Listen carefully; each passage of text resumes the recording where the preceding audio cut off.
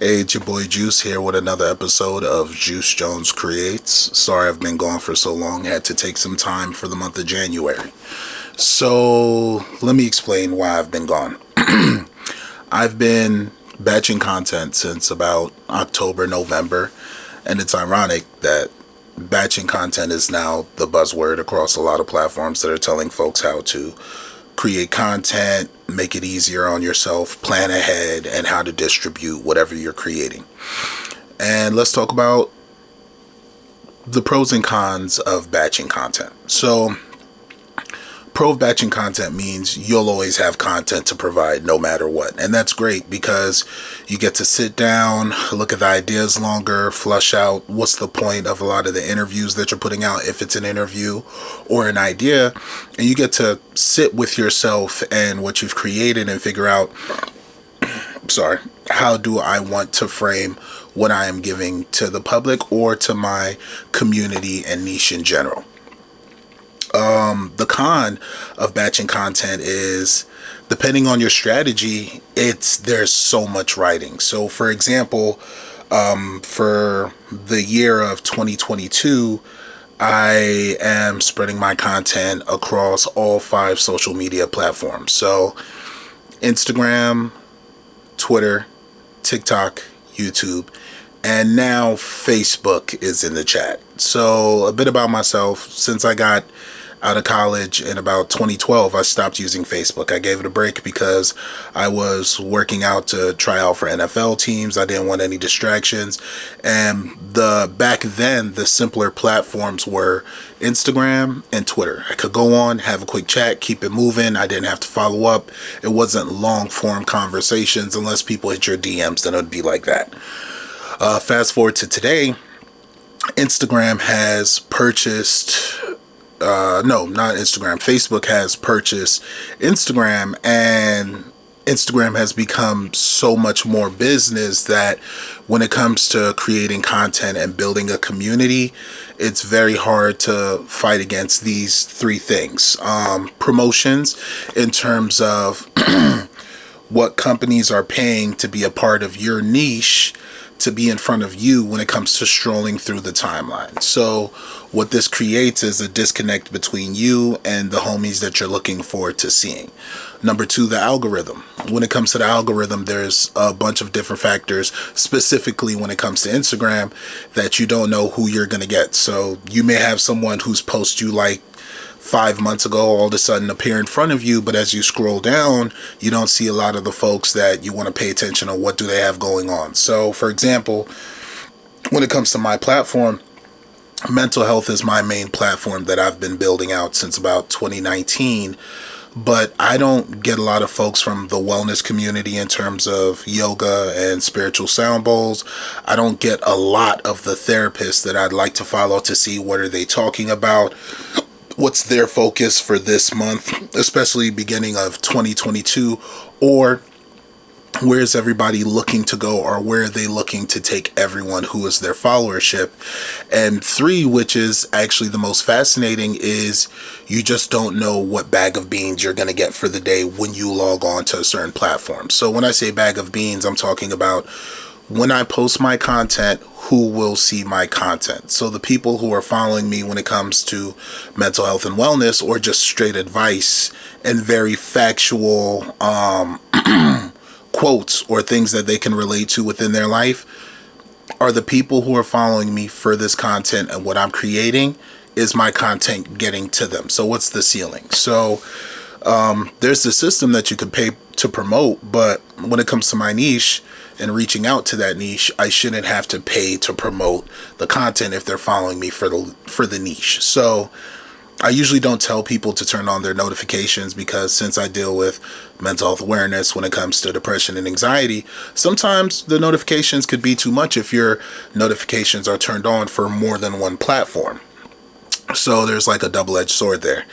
And with Facebook, I feel Facebook is becoming what Instagram used to be, and Instagram is becoming what Facebook was when I walked away from Facebook in 2012. So spreading this all out across the 5 different platforms has been very interesting, because When it comes to Twitter, Twitter is a conversation space. So I think the best example of that would be Reddit. A lot of folks know Reddit. It's a chat space. You go in, have a whole bunch of conversations. You find where your niche is or people who relate to the topics you'd like to talk about, and you take the discussion from there, except for you can add photos and videos. Now, the thing with Twitter is it's a flowing stream. And when it comes to streams, everything goes down the same drain. So you can have a conversation that's very relevant and important. 3 days later, that conversation's gone. So unless those people want to follow you and you keep that same conversation or rhetoric going, that would be the only way you're able to retain those folks and hopefully figure out who schedules at one time to have the discussions, or see what else they can add to your platform or what you can learn from them.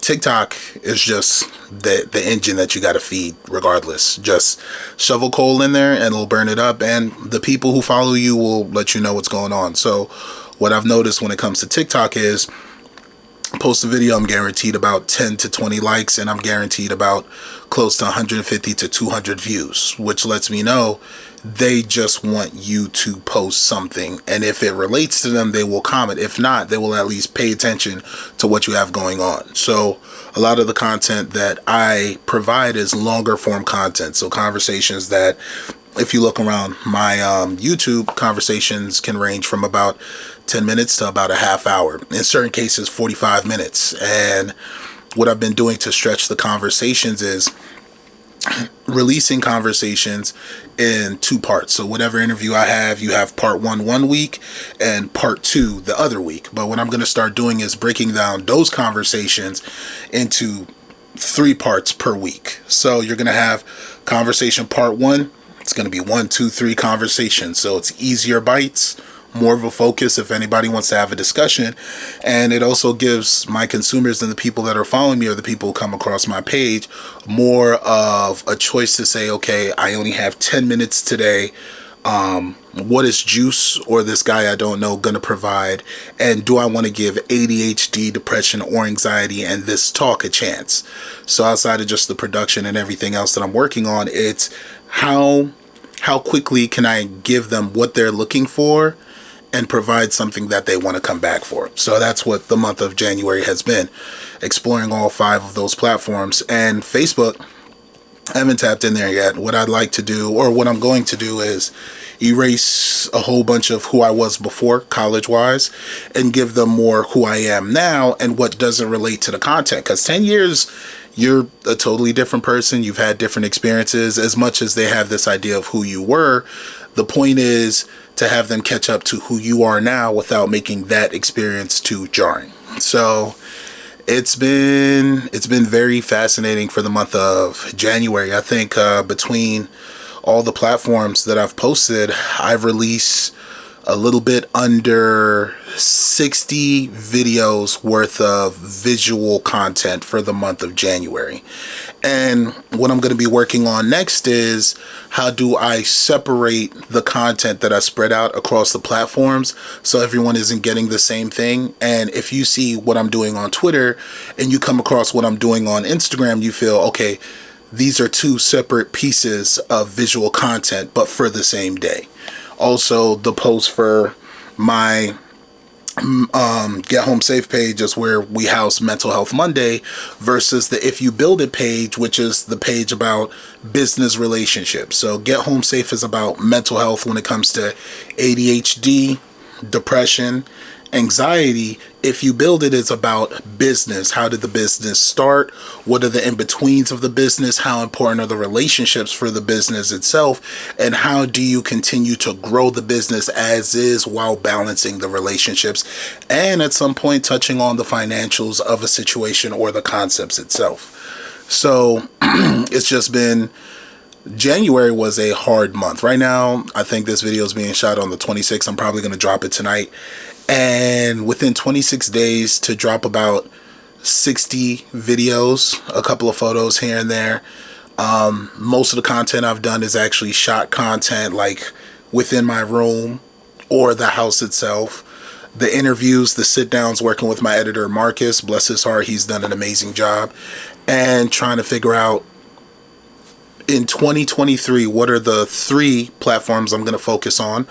which the 5 choices are going to be Facebook, Twitter, Instagram, TikTok, YouTube, and what benefits not only the reach, but where my content is being consumed at not just a high rate, but where am I bringing the people who follow me the most value? Are they getting the value that they're following me for? Or is this just helping them pass their day along without the value? Because my platform, if and when you follow, is about where can I give your life value? Can you learn from me? And hopefully maybe I learn from you. I'm always open to learning. And the third most important part to me is, does this change your perspective? The thing that you learn, did it carry over into your real life, or is this just a fun fact for the day? So this is my rant and update on what I've been up to for the month of January. Hopefully I'll get back to doing these videos either once a month or once every other month. And hopefully I could give you more stats on Facebook, Instagram, Twitter, TikTok, and what am I missing? YouTube. Those are 5 of the main platforms that a lot of people use, to my knowledge. I can't really speak on LinkedIn, because LinkedIn, that's just a whole nother animal that I do not want to touch yet, because I've come across people who say you can create content for LinkedIn, but even there, I don't know how they would like their content to be digested. How concise would I need to be? And what is the appropriate language for that platform, since it's a platform built on professionals and professionalism, where my platform is more built on being candid and honest without being edited, and how that looks. So it's your boy Juice Jones. Welcome to the Juice Jones Creates channel, and I hope this update gives you a bit of insight on where I am, where I'm going, and what I've been up to. See you guys later.